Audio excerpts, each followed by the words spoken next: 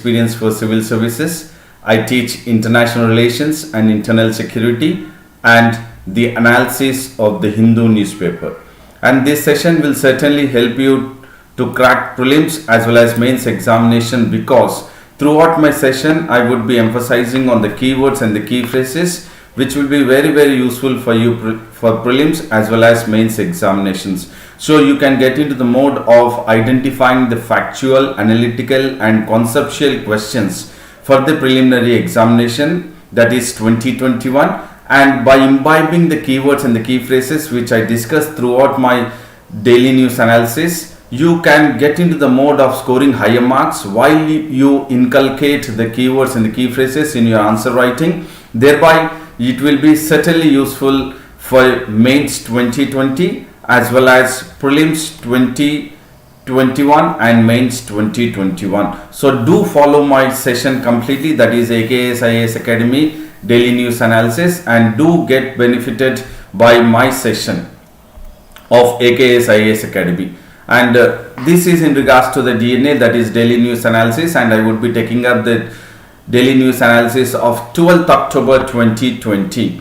And before I get into the topic or the daily news analysis, we would look at the quote of the day, and the quote of the day is: the size of your audience doesn't matter, keep up the good work. So you might be in a position that you have started your preparation, or it's been 1 year or 2 years, but not much of takers from you. But definitely once you get the service, once you are into a bureaucrat, certainly you will have a good amount of size, that is the audience. So don't matter, but just keep up the good work. And before I get to the topic, I would say a very good morning to everyone. Good morning to all, and also good morning to the one who are in the live and also in the live chat. So very good morning to Ram Sunil also. And now we will look into the daily news analysis of the Hindu newspaper, wherein the Union Health Minister Harshvardhan has made it very clear that there would be a paper strip test that is called as Feluda paper strip test. So this is the one which is already existing, and this is added to the one which is already existing. That is, you have the various tests which have been conducted to identify the SARS-CoV-2 infection or to diagnose the SARS-CoV-2 infection, and the one which is now the Union Health Ministry is definitely in a position to roll out the test for the SARS-CoV-2 diagnosis is Feluda paper strip test. So this is a keyword, please do keep it in mind, which is this is a strip test which is a paper one, and this has been developed by CSIR and IGIB, that is in regards to the Institute of Genomics and Integrative Biology, and then CSIR both have developed this,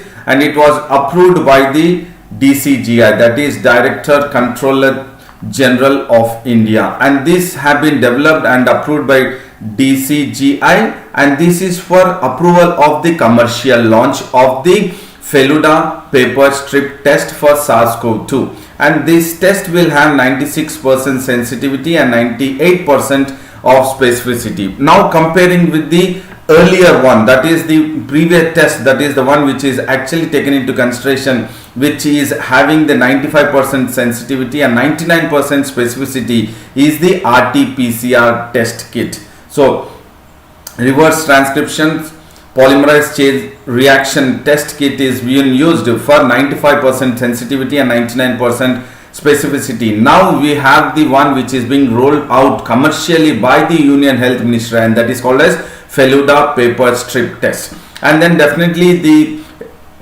Health Ministry has spoken about the prioritization of the groups which will actually have this Feluda paper strip test, and they have considered into two key considerations. They have taken into situation that who will be the prioritization of the groups for the COVID-19 vaccine also. So COVID-19 vaccine. So here we are not talking about the test, we are talking about the COVID-19 vaccine. And once the COVID-19 vaccine is in the market, so definitely it will be taking into consideration of two key areas.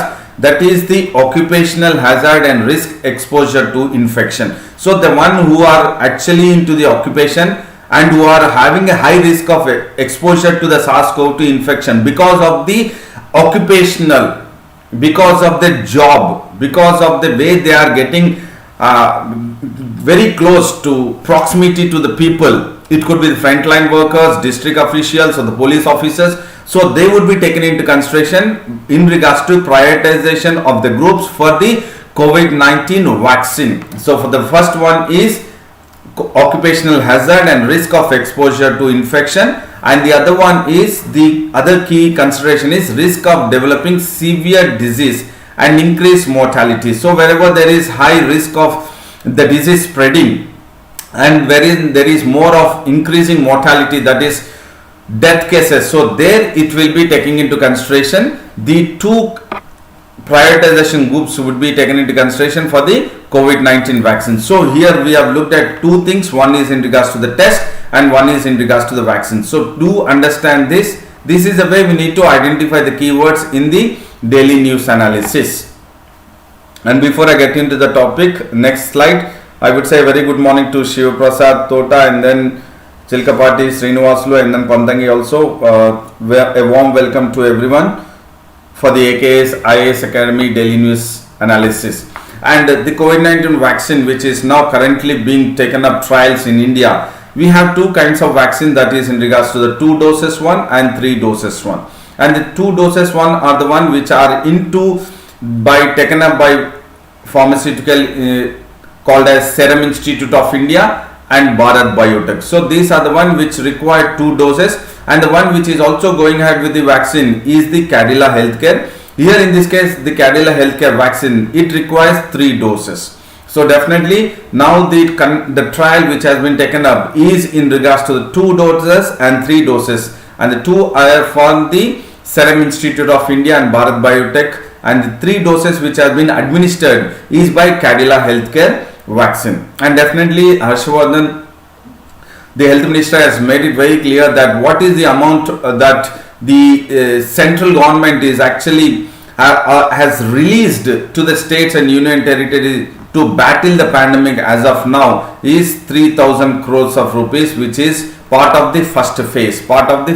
So definitely the central government is in tandem, in coordination with the states and the union territories to battle the COVID-19 pandemic situation, and it has released 3,000 crores of rupees. And there was criticism in regards to the Ayush formulation. So Ayush formulation, that is in regards to the treatment of the COVID-19 disease, and that criticism what has been made is been responded by the Union Health Ministry, that is Harshvardhan, saying that definitely the Gudichi and then Ashwagandha, Gudichi and Pipali combination and Ayush 64, all these combinations, that is the formulations, have definitely the substantial number of studies which are in the mode of proving immunomodulatory and then antiviral and then antipyretic and anti-inflammatory. So this is very clear that the Ayush formulation which is being taken into consideration to go ahead with the treatment of COVID-19 pandemic situation,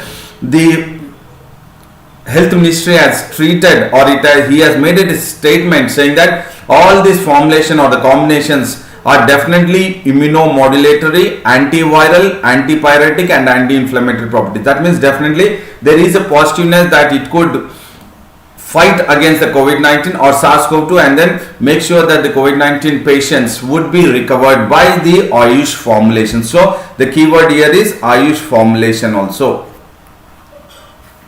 And if you look at this paper strip test which is called as Feluda, as we discussed, it is developed by CSIR and then in regards to the IGIB, that is Institute of Genomics and Integrative Biology, and this, if you look at it, will cost around 500 to 600 rupees, and this has been approved by DCGI for the commercial launch.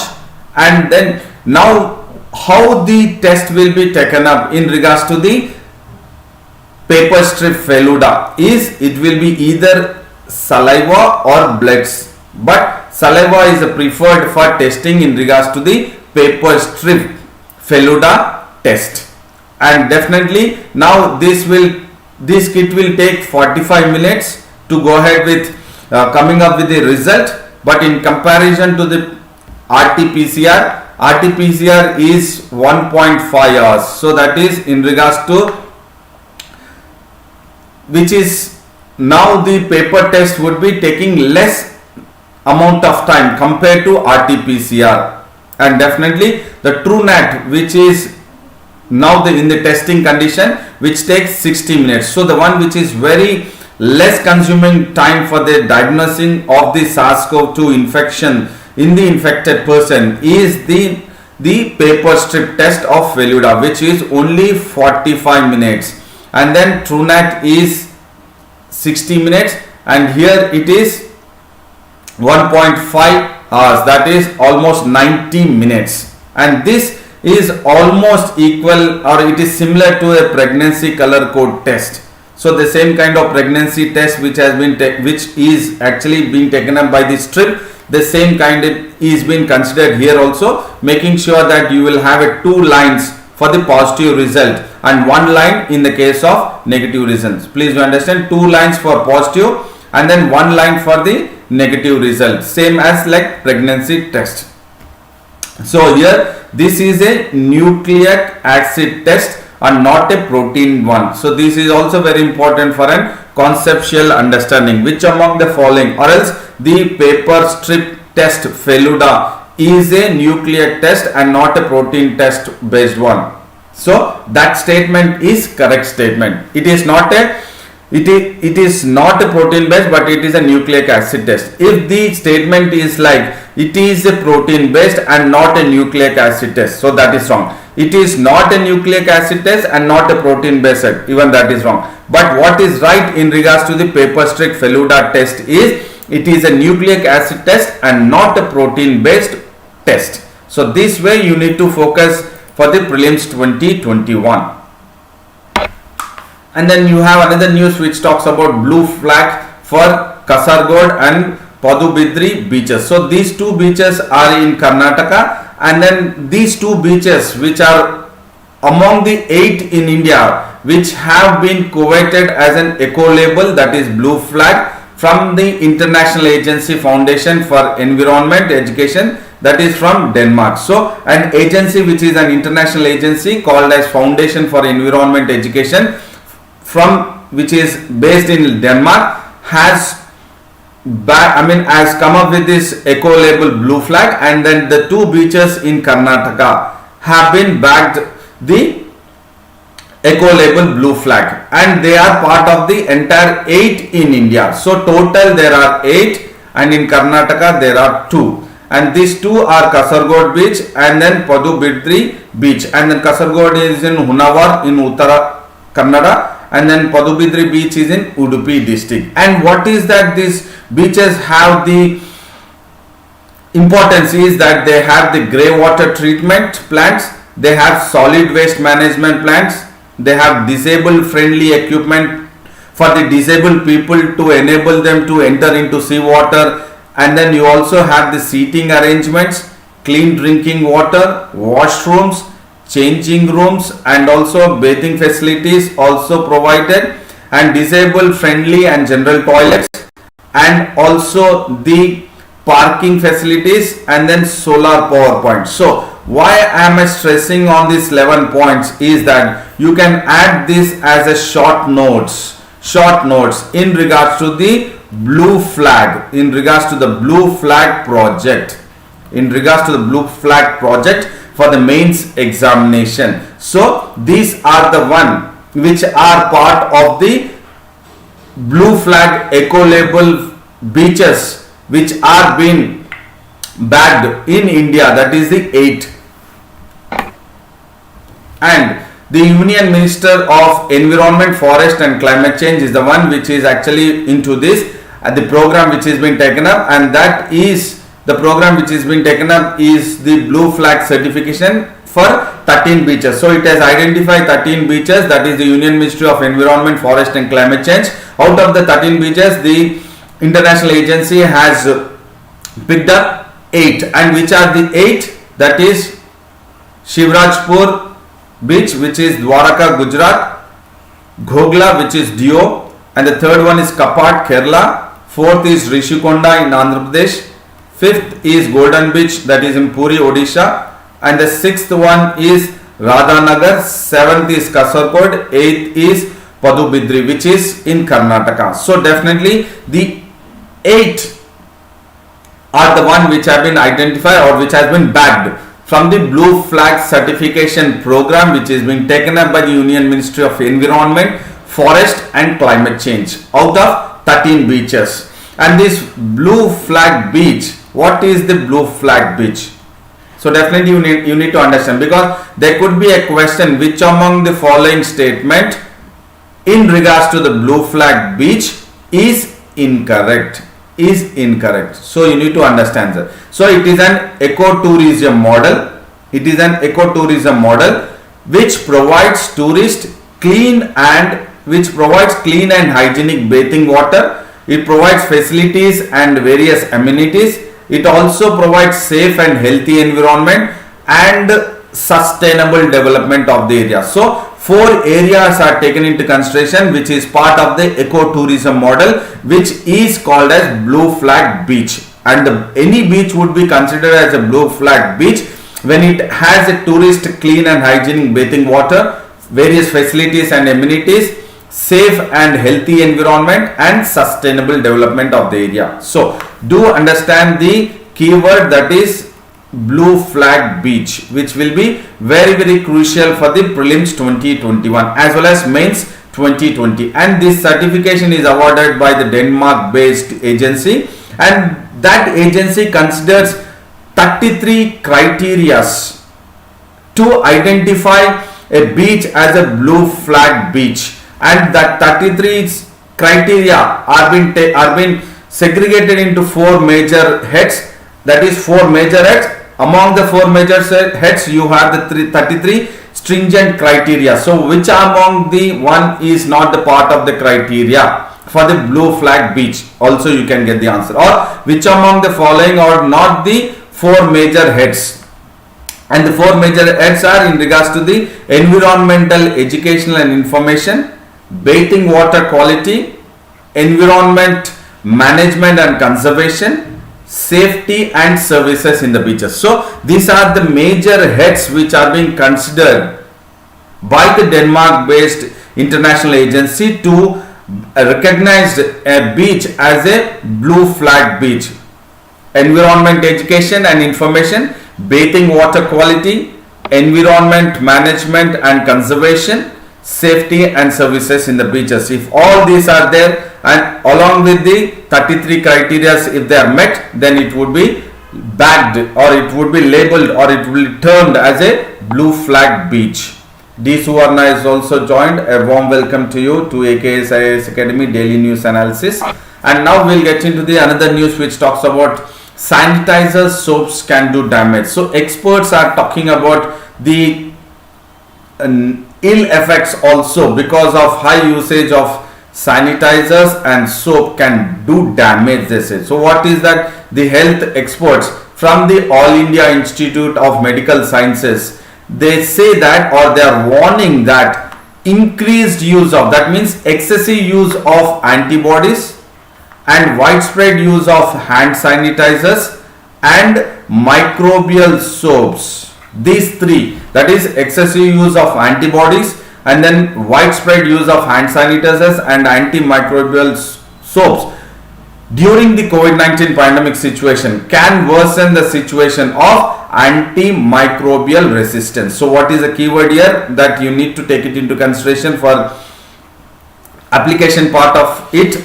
That is antimicrobial resistance would be decreased or it would be lowered by excessive use of antibodies, widespread usage of hand sanitizers and antimicrobial soaps. And this was actually said by the health experts, which was at a webinar which was organized by AIMS and American Society for Microbiology. And what was the webinar on? It was on antibiotic resistance, renewed fight.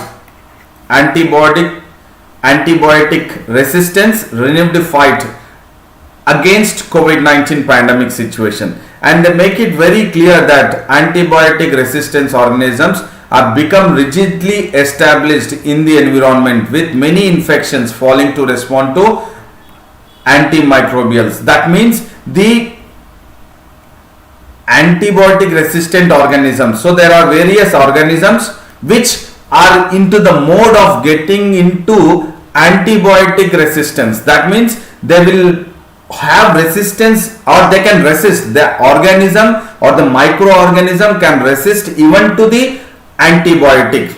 Because of excessive use of the antibiotics, the particular microorganism gets resistance, or it is resisted even after usage of the antibiotic. That means it becomes antibiotic resistant organism, and these are becoming very much high in the environment with many infections.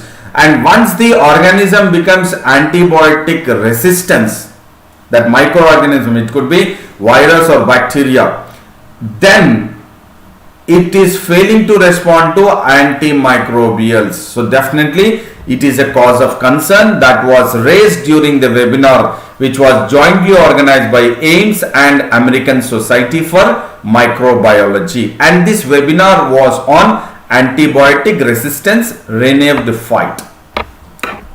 And this antibiotic resistance is the biggest challenge in the modern medicines, because everyone is going ahead with the antibiotics. Then what happens is that particular microorganism becomes antibiotic resistance, and that is the biggest challenge.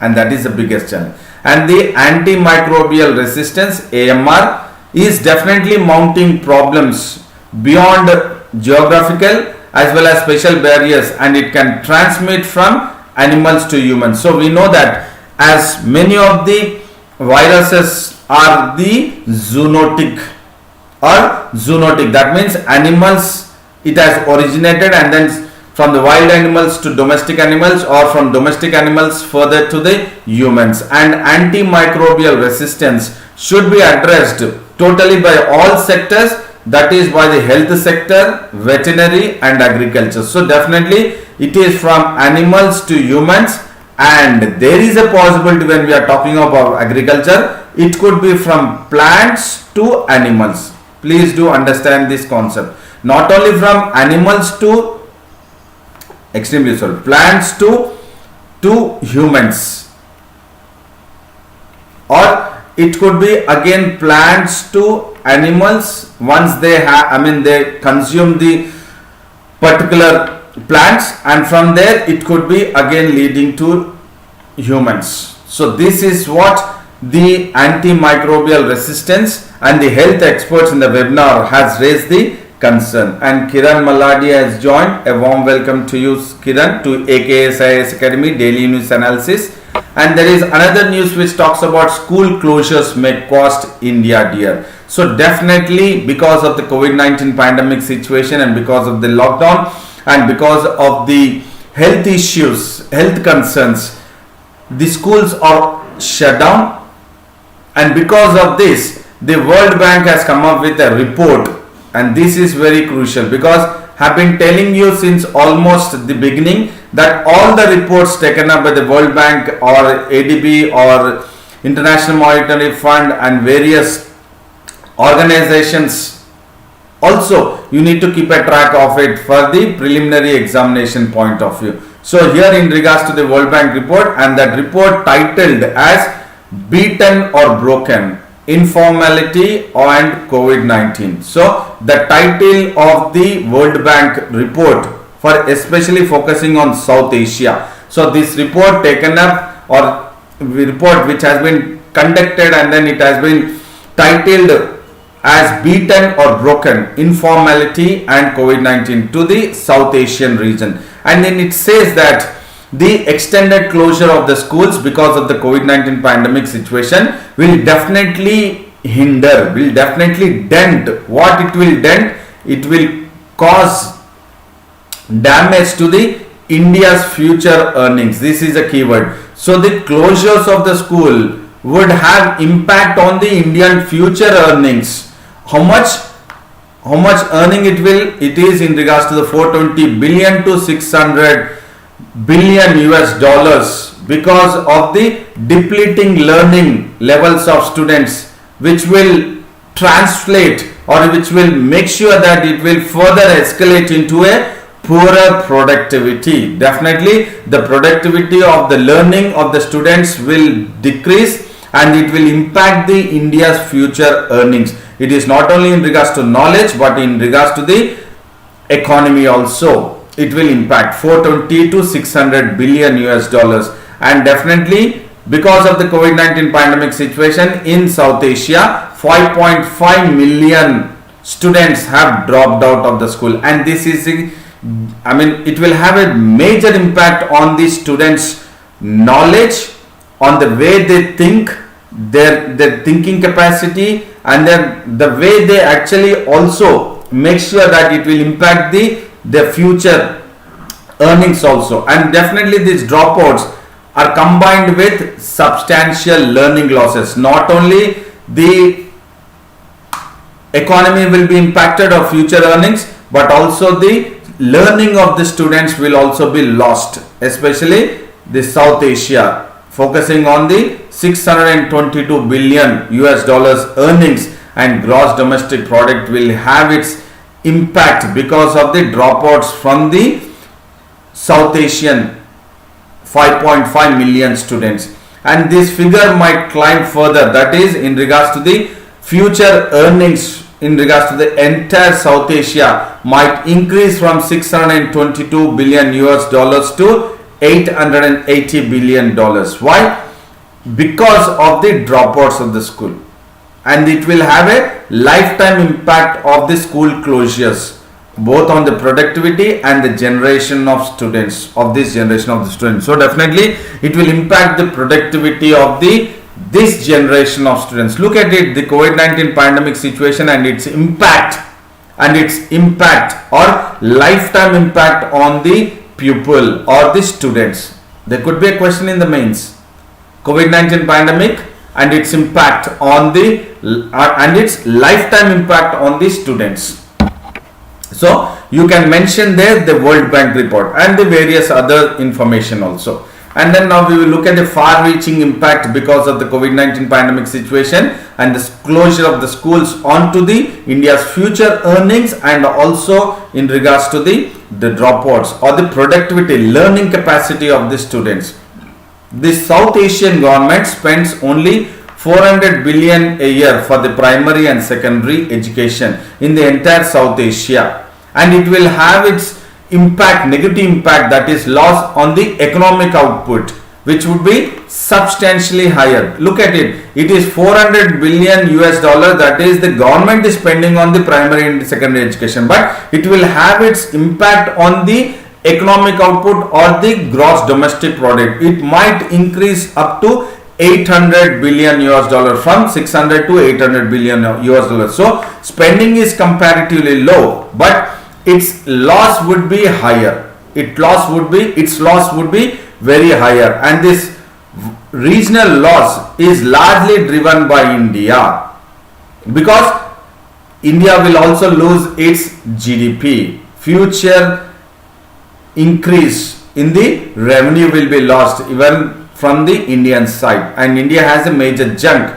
in the South Asia, and the average child in South Asia may lose 4,400 US dollars lifetime earning because of the closure of school during the COVID-19 pandemic situation. Look at it, this is the very important key phrase which you can put it in your short notes. So average child in South Asia may lose 4,400 US dollars in lifetime earning once having entered into labor market. That means once he enters into labor market, starts working, it would impact him the 4,400 US dollars lifetime impact, and it is equivalent to 5% of the total earnings once he gets into the labor market.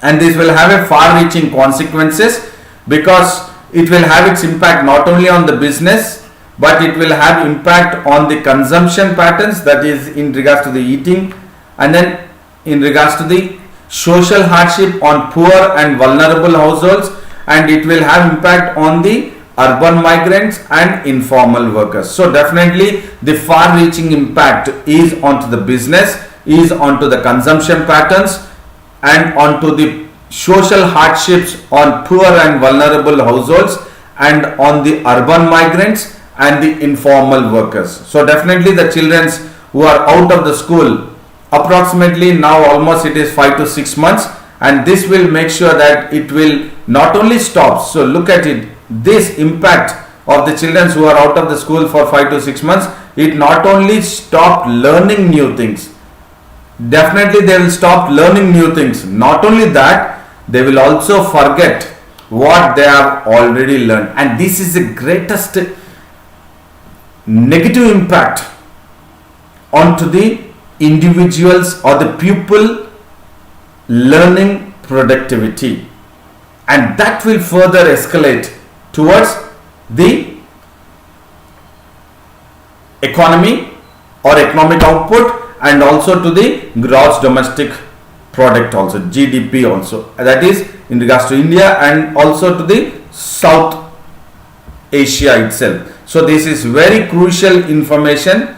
Do understand and make a note of it, because it could be used in the as a short notes in the mains examination. That is the COVID-19 pandemic situation and its far-reaching impact on the pupil, on the far-reaching impact on the students, that is in regards to the economic output and the productivity, learning productivity output on the pupil. Kishore has joined. A warm welcome to you, Kishore. Ramkumar, a warm welcome to AKS IAS Academy Daily News Analysis. And now we will look at another news which talks about China backs Iran nuclear deal. So we definitely know that there is a kind of tension which is prevailing because of the Quad and because of the Malabar exercise, which would certainly be taken up in the month of November, and we had the Quad meeting which has taken place in Tokyo, so which is not really liked by China and Russia, and definitely they have criticized that it is a kind of a US NATO in Asia. So at this time when China is not having good relations with US, and further US and China have the trade war, and India and China also have the skirmish or face off along the LAC in the eastern Ladakh between India and China. So at this juncture, or else even in regards to the PASEX or Malabar exercise, and then in regards to the Quad meeting and the Philippines Sea, entire the PASEX which has taken place, now China is trying to get very close to West Asia, or China is trying to look at West Asia, and then they wanted to definitely, that is China's foreign minister Wang Yi has called for a new forum to diffuse this tension, that is to make sure that it would play a vital role in diffusing, that means it making sure that whatever the tensions are being prevailing now in West Asia, China would take a lead role as a global leader, and then it would make sure that it would diffuse the tensions in the West Asia, especially after meeting with the Iranian counterpart. Beijing has reiterated its support to Iran, and definitely both the foreign ministers have reaffirmed their commitment to the Iran nuclear deal 2015. So this nuclear deal, which has been concluded in 2015 by the then US President Barack Obama, but which was again the US has pulled out of the Iran nuclear deal, that is P5+1 countries, which they have come up with the Iran nuclear deal under the presidency of US, that is Donald Trump, which they have pulled out, which he has pulled out of the Iran nuclear deal. So at this situation, when US has pulled out of the Iran nuclear deal, now China is backing the Iran's nuclear deal. Look at the way there is certainly a tit for tat in various issues, and then China is definitely backing the countries wherein US is not really having a good relations with those particular countries, not only in regards to the US trying to pull out of the Iran's nuclear deal, but US has also imposed economic sanctions on Iran. We have looked at US has also imposed, US along with UN has imposed economic sanctions on Russia, and then China has looked at Russia, and further Russia has looked at China, and now China and Russia are both allies. And then when US has imposed economic sanctions on Russia, China has tried to help Russia in regards to building up its economy. So look at it, China is definitely trying to diffuse tensions now in West Asia, trying to have its further commitment in regards to the Iran's nuclear deal.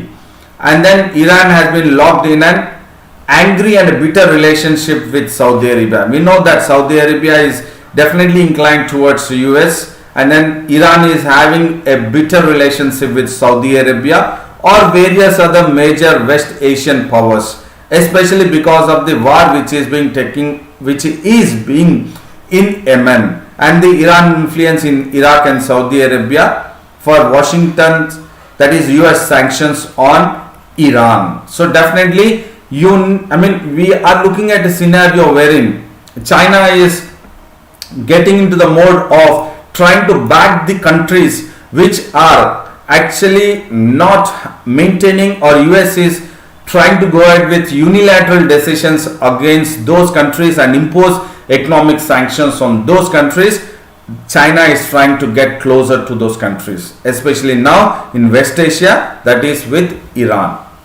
And China certainly not just trying to diffuse the tensions in West Asia and then backing up the Iran nuclear deal of 2015, but China also proposes to build a regional multilateral dialogue platform. So this platform, what the China is trying to develop regionally in West Asia with equal participation of all stakeholders. So what US has gone ahead was in regards to the unilateral decision in regards to the Iran nuclear deal,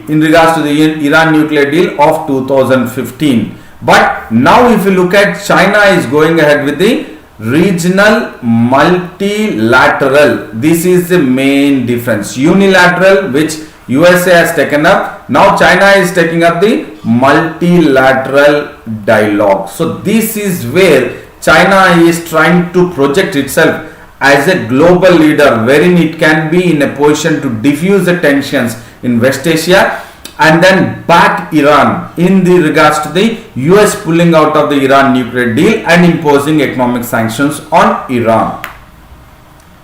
And then this forum would enhance mutual understanding through various dialogues. So mutual understanding, this is a keyword here. Mutual understanding is a keyword, and then multilateral dialogue platform is a keyword. And these are all very, very important while you are writing, or while you are writing an answer in the mains examination. These keywords, that is regional multilateral dialogue platform, or mutual understanding, enhance mutual understanding. These keywords are crucial and they have to be present.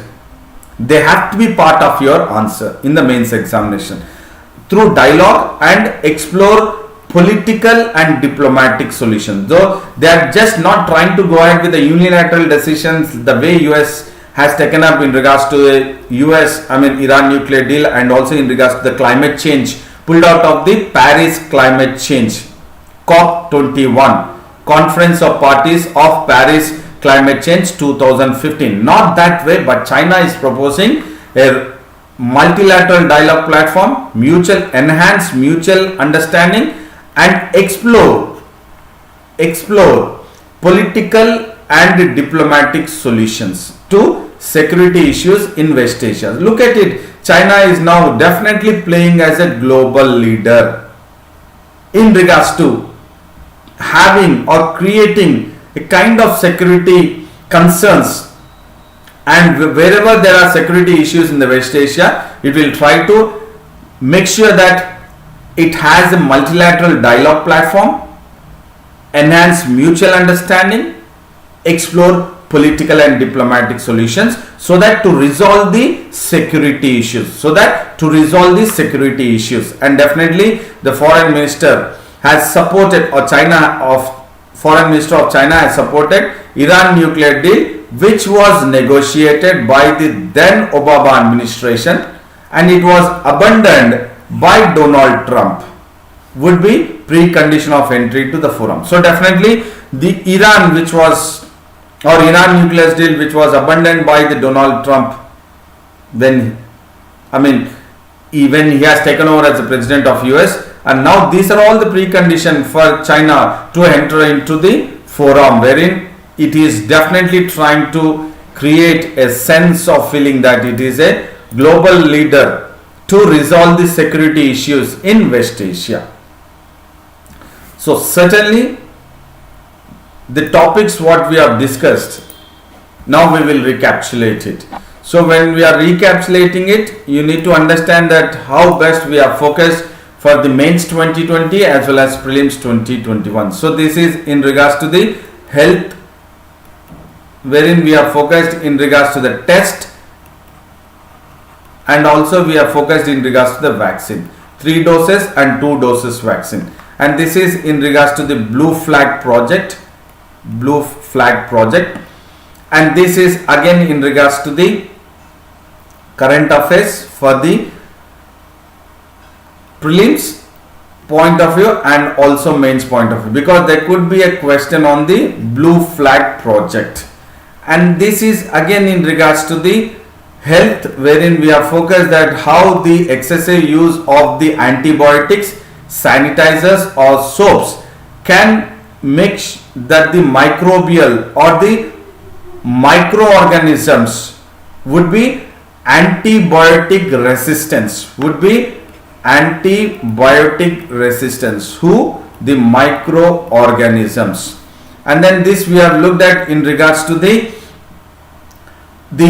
COVID-19 pandemic impact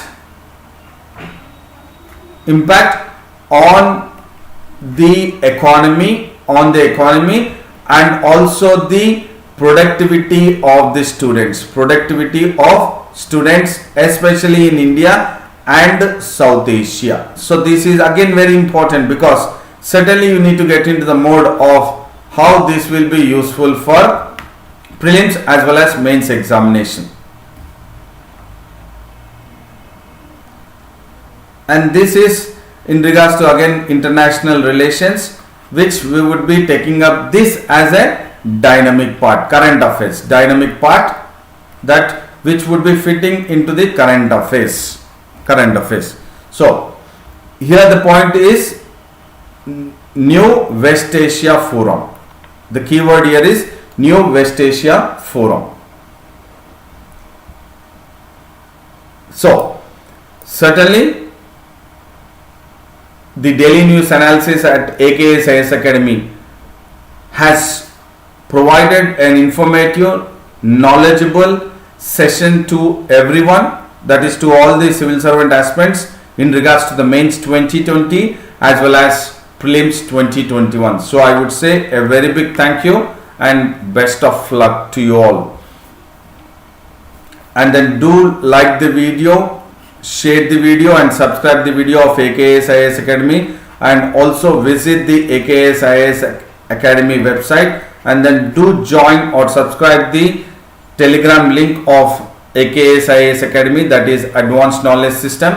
And then see you tomorrow at 7:30 AM for the daily news analysis. And I would again reiterate my sentence, that is, do follow consistency, do maintain consistency, and then do stick to your schedule, and then take care of your physical health and mental health, so that you will attain your short-term goals and also long-term goals. Thank you very much. See you tomorrow at 7:30 AM for the